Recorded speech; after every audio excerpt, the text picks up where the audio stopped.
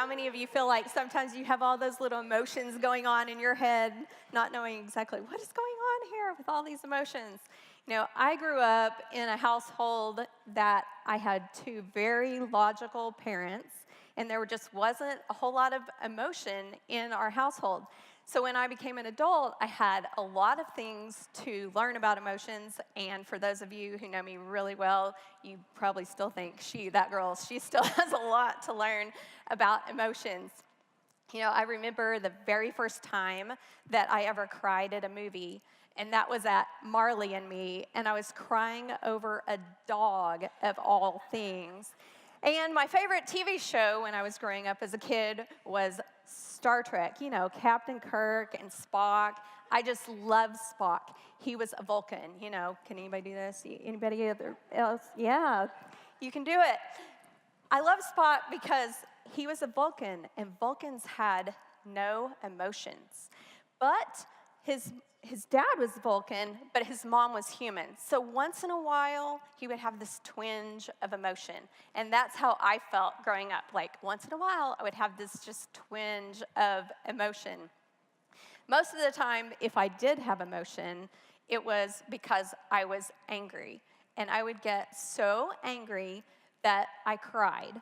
And I hated that I cried. When I was angry, it would make me even madder that I was crying because I was angry, and I was angry because I was crying. It was this vicious cycle of tears. So that was about the only time. Other than that, and Marley and Me, that was where I was emotionally. And when Lawrence and I started dating, we went to premarital counseling with our pastor. Our pastor said, "You guys are unique. And Lawrence, you are more like the girl in your emotions. And Tracy, you're more like the guy usually is in your emotions." So we were just an anomaly, I guess. Now, even though I feel like I grew up with this emotional deficit in my life, I really feel like the deeper I've gone in my relationship with God, and the closer I've gotten with my relationship with the Holy Spirit, I really feel like God has really deepened the emotions in my life. And now it's really not unusual at all to see me down here during praise and worship, and I just can't stop the tears because God is just really doing deep things inside of my life.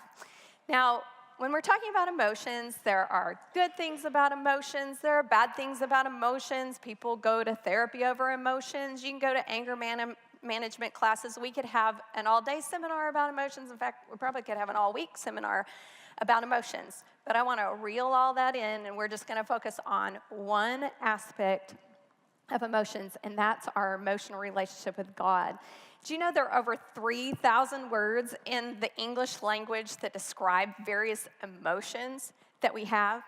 And despite all of that descriptive language for emotions, for the most part, I feel like our society tells us maybe we love our spouse and we love our kids, but all the other emotions, I just feel like society says, yeah, let's just suppress that.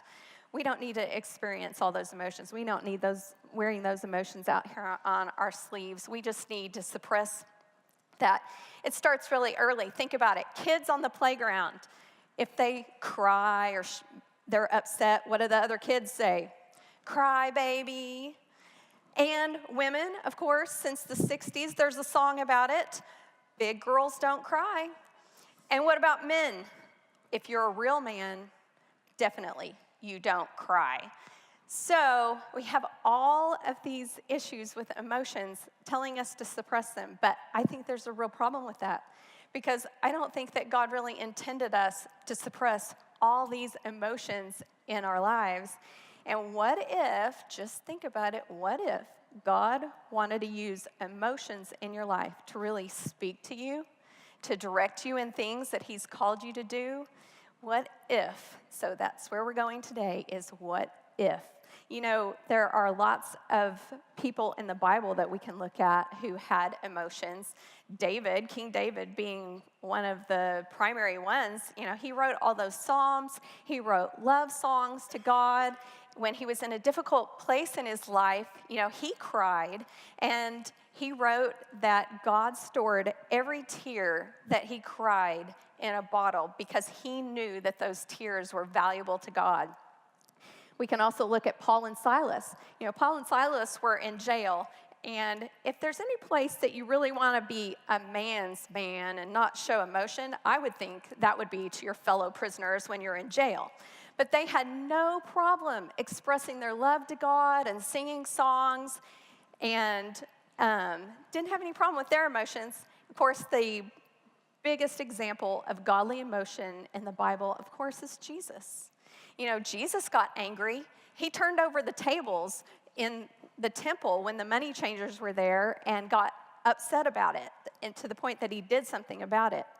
When Lazarus died, he came up and the family was all grieving, and he knew he was going to raise Lazarus from the dead, but they were grieving and his heart was moved and he wept.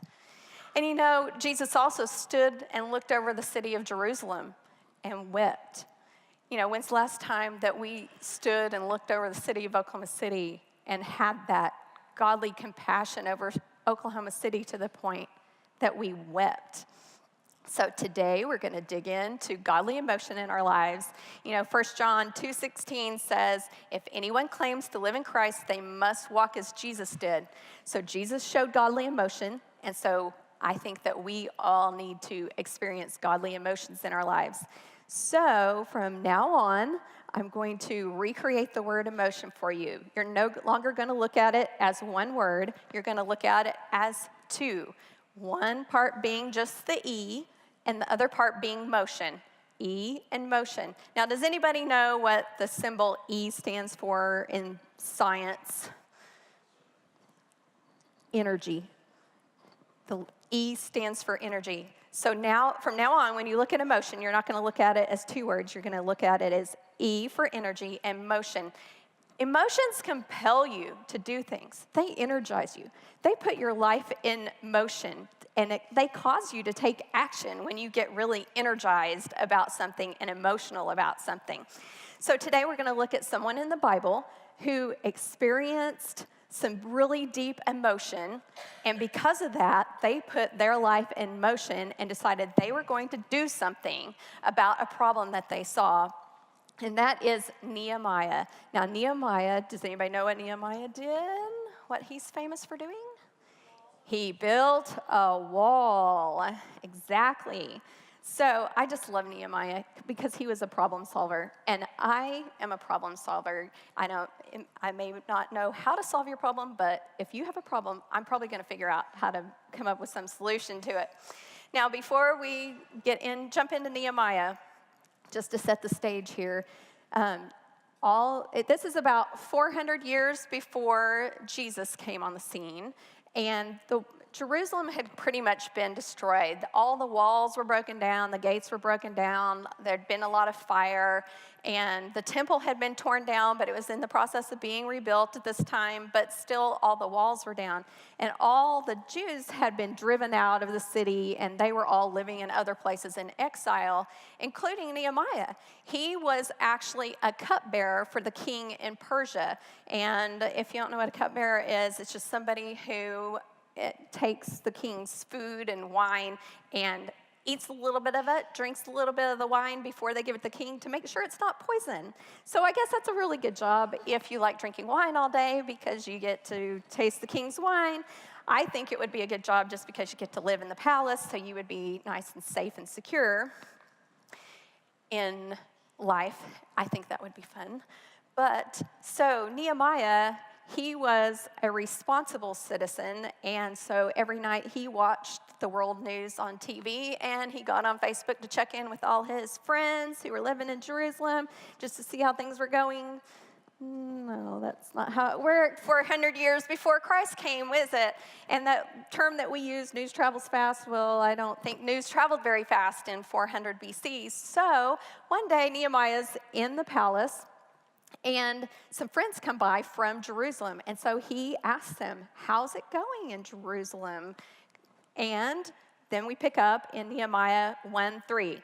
And they said to me, those who survived the exile are back in the province and are in great trouble and disgrace.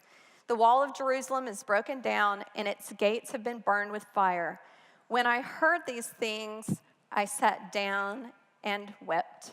For some days I mourned and fasted and prayed before the God of heaven. Now, Nehemiah heard the news about these people who were living in trouble, and it caused him to weep. It caused him to be so upset that he cried. But the first thing he did was pray. He prayed first. So when he heard this news and it made him so upset, he prayed first. Now, a few months later, he's still thinking about this and pondering this. And I'm sure he's thinking, there's nothing I can do about it. I live in Persia. That's all the way in Jerusalem. And, I'm a servant to the king. I can't leave. So in chapter 2, we see a few months later, he's still sad. And the king asked him, why does your face look so sad when you're not ill? This can be nothing but sadness of heart.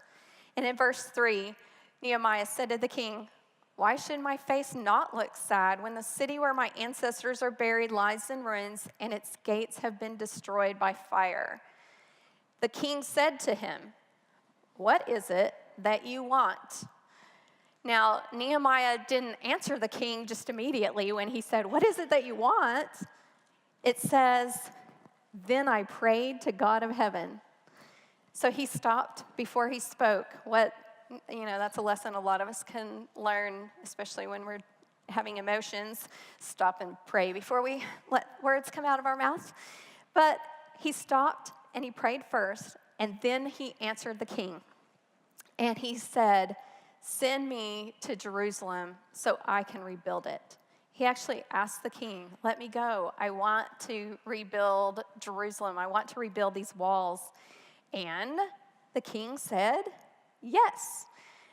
Now, not only did the king say yes, but Nehemiah went out on a bigger limb, and he said, and by the way, will you also give me letters to all the governors that I'm going to have to pass through their territory so that I can have safe passage?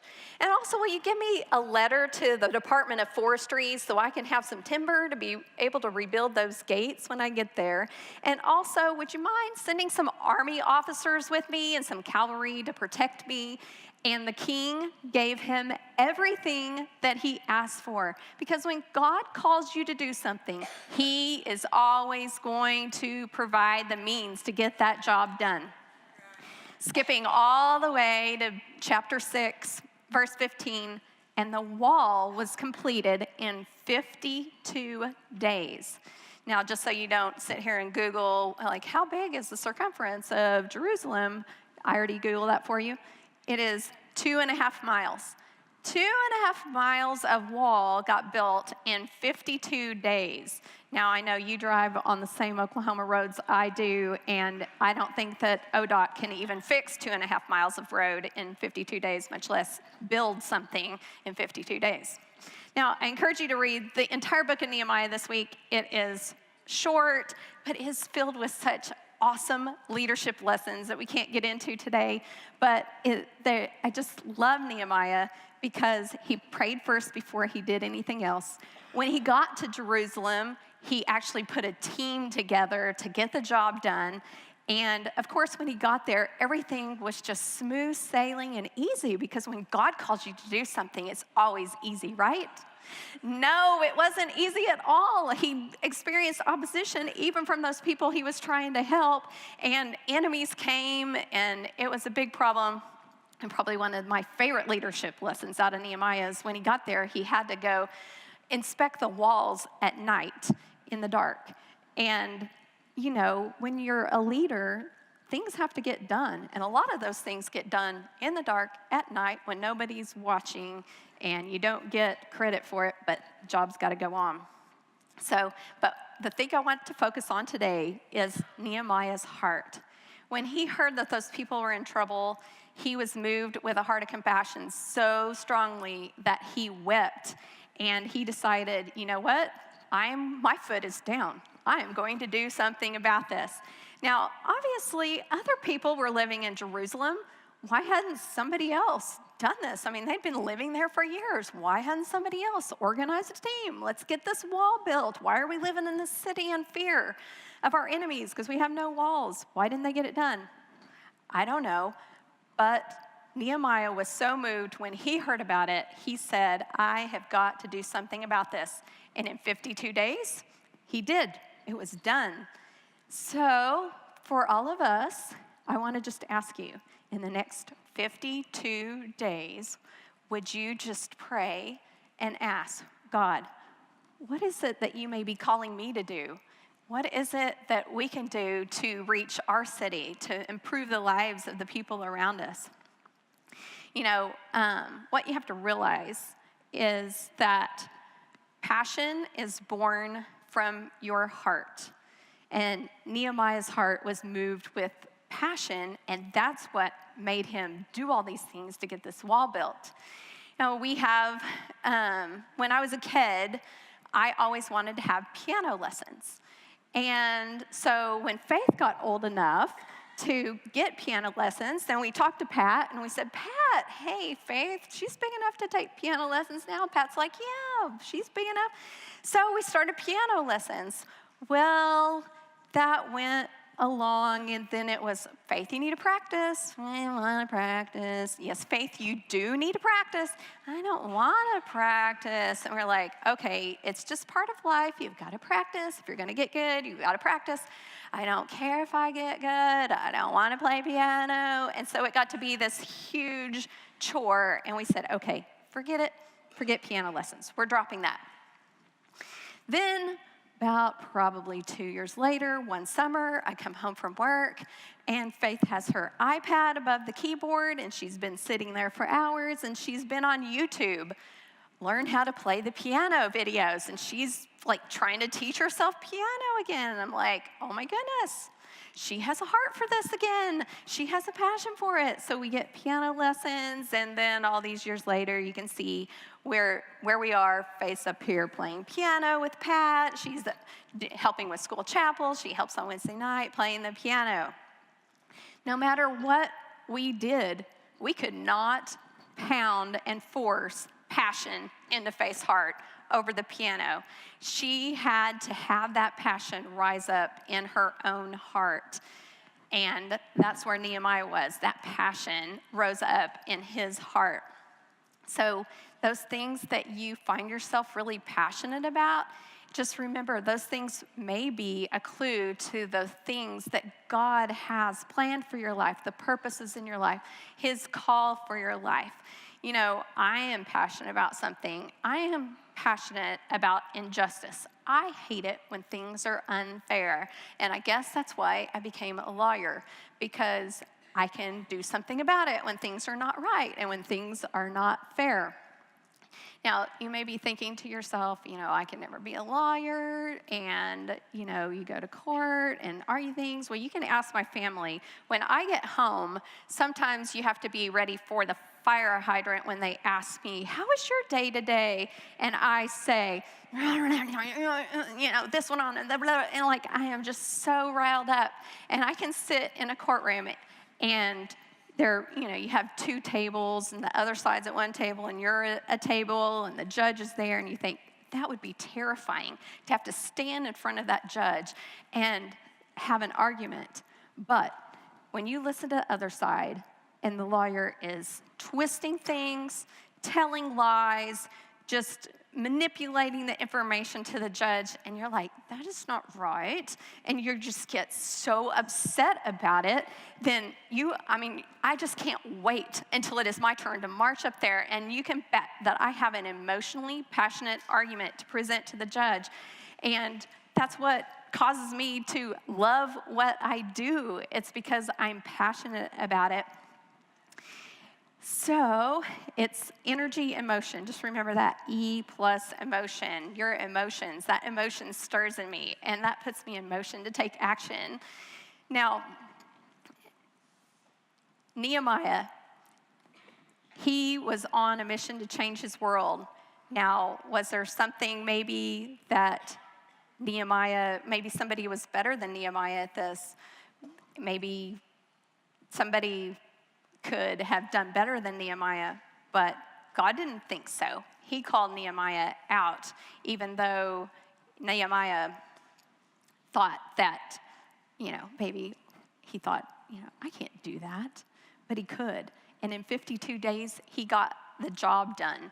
So I have something that I feel like God has been really raising up in my heart to do. And I have been telling God, there's somebody better than me for that. I guarantee it. I can't do that.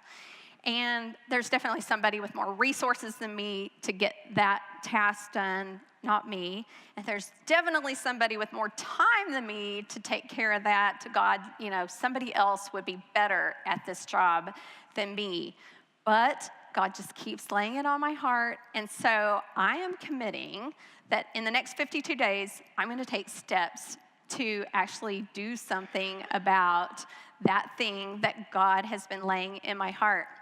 And don't be surprised if I call on some of you to help me with this big project that I feel like God's been calling me to. Now, the bigger thing is not really what is God calling you to, but who is God calling you to? Because God's heart is all about people. Nehemiah was emotionally moved. The walls were down. Who cares? He didn't care about the walls being down. He cared about the people who were there living in fear because the walls were down. And that enabled him to actually rise up and do something about it. So what we have to do is realize that we need to have eyes to see people the way God sees people, and to really feel about people the way God feels about people. And that will enable you when you're walking by people. Maybe you're walking by a coworker. Maybe you're just walking by somebody at Target. Maybe you're walking by somebody who's homeless. Those hurting people are no longer invisible to you. And we live such busy, rushed lives that we walk right by invisible, hurting people every day because we don't have time. But those people, they're not invisible to God. God loves them. God cares about them. And they have to become not invisible to us as well. We have to have God's heart to let people no longer be invisible. Now, the next thing I love about Nehemiah was his passion caused him to do things that he never thought he could do. His heart was broken, and I bet he thought, I can't do anything about this. I live in Persia. I don't live in Jerusalem. I am a servant to a king. He's not going to let me go do anything about this. I don't have any money. How am I supposed to go take care of a wall? But you know what? Even despite that, he rose up in his passion and did things that he never thought he could do and never thought he would do. Like some of you who got up at midnight and went Black Friday shopping. What is all that about? Did you ever think that you could do or would do something crazy like that? Now, we have a little weenie dog, and he just definitely lives up to his Dachshund weenie dog name. And anytime that it is cold outside, he does not want to go out. Anybody else have a little dog? A couple weeks ago when it did snow, you just, okay, Copper, let's go out. He goes to the front door, and you open the door, and he just gets one whiff of that cold, snowy air. It's like, no way. Runs to the living room rug, sits there, and you're like, Copper, get outside. Get outside. Nope. He's just going to sit there and be stubborn. He's not going. So you walk over to him, and you're like, you're going outside, whether or not you like it. And he rolls over on his back and lays there and is like, no, I'm not going outside. And you're like, yes, you are going outside. Anybody else's dog ridiculous like this? So you have to pick him up, and you go toss him outside and tell him he's got to pee no matter what. He's not coming back inside until he does. But even though he acts like that, if there is a crow in the yard, the turkeys are in the yard, a squirrel is in the yard, and you open the door and he sees that stuff, it doesn't care if it's pouring down rain, if it's 5 inches of snow. He sees something he's passionate about, taking care of that thing in his yard, and he is out the door taking care of it because he is passionate about it. All those things that are like problems to him on a normal day, he doesn't care about them anymore. You know, if I'm going to tell a story about faith, then I've also got to tell a story about Lexi because we're equal opportunity speakers up here. And so Lexi is our nice, sweet child, and she would never say anything to hurt anybody's feelings, and she's just, whatever you want to do, she's willing to go do it with you just because she's so sweet. But if anybody is ever under attack, Lexi comes to their defense, and she comes to their defense in a very loud way, doing things that she never thought she would or could do, I'm sure. So recently, we are at a family meal with some people at a restaurant, and there's a long table of lots of people at this restaurant, and I'm at one end of the table, and Lexi's on the other end. And I hear a commotion and of discussion going on down here. And I'm like, what is going on down there? I can hear Lexi all the way from here. That is very unusual. And come to find out, as I listen a little closer, somebody has just told Faith that she cannot be a doctor and a pastor because women can't preach and women cannot speak in church. So Lexi, in her emotional response, came to Faith's defense, and she was informing this person that that was her sister's call in her life and that she could do these things, and Lexi was just going on and on. So a few weeks ago, I'm up here on stage, and I'm doing the prayer call for everybody to come pray, you know, at the sides, and I'm standing on the stage, and Lexi's back where she is right now today, running the computer. And if you look at all of our media people, they all have these headsets on. They can hear each other, and they can talk, and they're talking, okay, they move that camera, you know, whatever needs to happen, they're all talking to each other. Well, I'm on stage, and over the headset, Lexi hears, you know, people over age 25 should not wear ripped jeans. To which Lexi replies, hey, that is my mom you are talking about. So you media people, you need to be on your best behavior back there. Lexi's listening. But I'm sure Lexi, you know, she's just so sweet. She would never think about having this passionate response and getting on to people. But, you know, passion causes you to do things that you never thought that you would do or could do. Now, the final thing that I really love about Nehemiah is he did what he felt like God was calling him to do, even though he didn't think he could.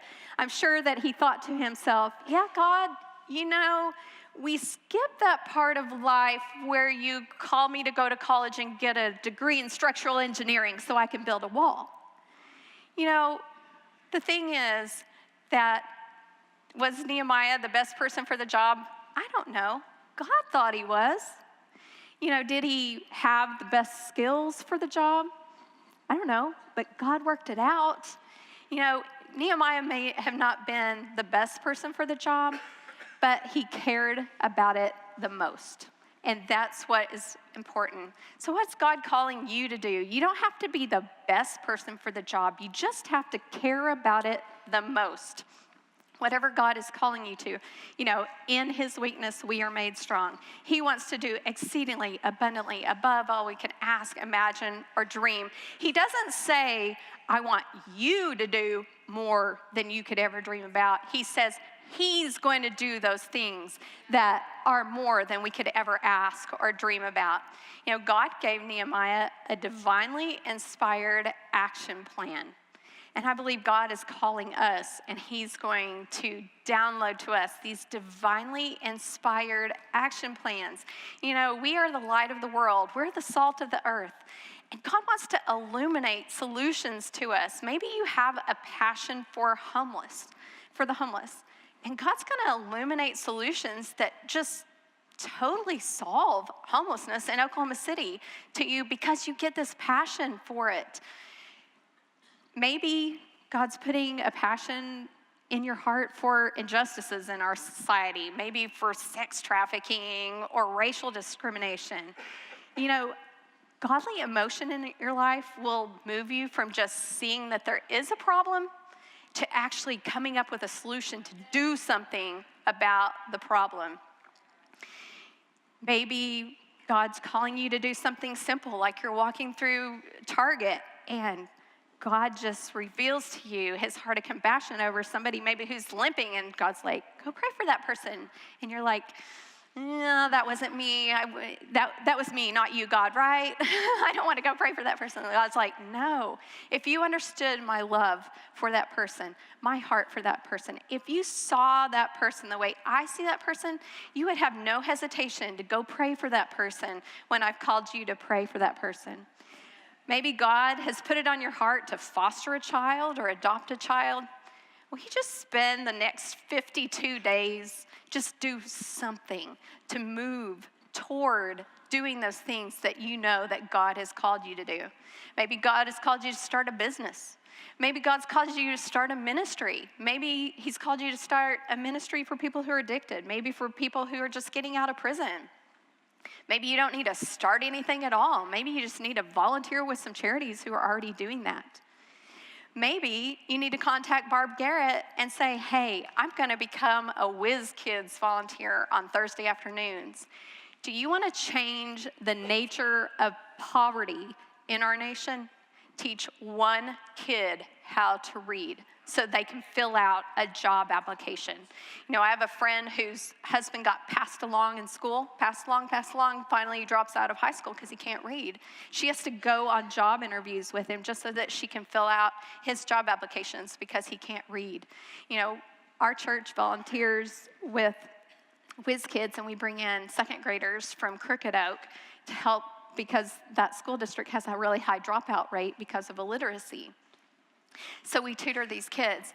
Well, Barb was telling me 2 weeks ago that a lady had come into the church office and she was asking for money to help get her electricity turned on.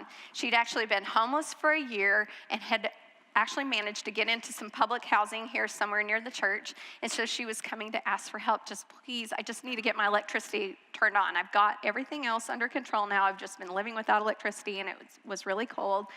And so because of your giving, we were able to help her get her electricity turned on.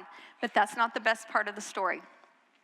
Barb also was able to get her a Thanksgiving food basket through the school. But Barb tells her, you know, if you come on Thursday afternoon to pick up your Thanksgiving basket, I won't be here because we do Whiz Kids, and I'll be over there helping tutor these second graders. And the lady stops and she asks her, do you also teach adults how to read? Now, which one of you is going to volunteer to come meet that lady down here and teach her how to read? Now, do you know how to teach people how to read? Probably not. Not many of us are teachers, and especially reading teachers. But it doesn't matter because you don't have to be the best. You just have to care the most. I'm sure that Barb will loan you some Whiz Kids supplies to come teach this lady how to read. You know, maybe you have a heart for illiteracy and you think, well, I need to contact Pastor Neisent and I'm going to need some brochures and I'm going to need to do an announcement on Sunday mornings and I'm going to need volunteers and hopefully the church is going to help me with all that. You don't need all those things to start a ministry. Just start doing it. Maybe you tutor this one lady and she tells her friends and then you get 2 or 3 and man, you got 2 or 3 people and then you tell your community group, hey, I've got these people and they really need tutoring to learn how to read. And so you get your community group involved and voila, a ministry is born. You just have to jump in and do it for those things that you really care about. You know, God's heart is always about people, and God really wants to use your emotions to minister to people around you. And I just want you to look at, for just a moment, Ezekiel 36, 26 through 27. And it says, I will give you a new heart and put a new spirit in you. I will remove from you your heart of stone and give you a heart of flesh. And I will put my spirit in you and move you to follow my decrees and be careful to keep my laws. I love how the New Living Translation says this. And I will give you a new heart, and I will put a new spirit in you. I will take out your stony, stubborn heart and give you a tender, responsive heart. Now, how is it that we need to get tenderizing? You know, you think about if you're a cook, how do you tenderize hard meat? Well, you can marinate it in something acidic. You can cook it low and slow. You can use a hammer to pound it. And I'm really at that place where I'm just like, God, tenderize my heart. If you have to light a fire under me for a long time, light a fire under me. If you got to pound me with a hammer, pound me with a hammer, because I want my heart to be tender before you. If you need to marinate me low and slow in my prayer closet, then marinate me low and slow in my prayer closet. You know, when's the last time you were just in prayer and you just broke out in tears and you had no idea why, but you were just in the presence of God? His heart was downloading to your heart. You were having this emotional interaction with your God. You know, there are 3 things that we've really looked at and learned from Nehemiah today, and that is whatever stirs your heart, stirs your passion. Your passion is going to cause you to rise up and do things you never thought that you could or that you would do.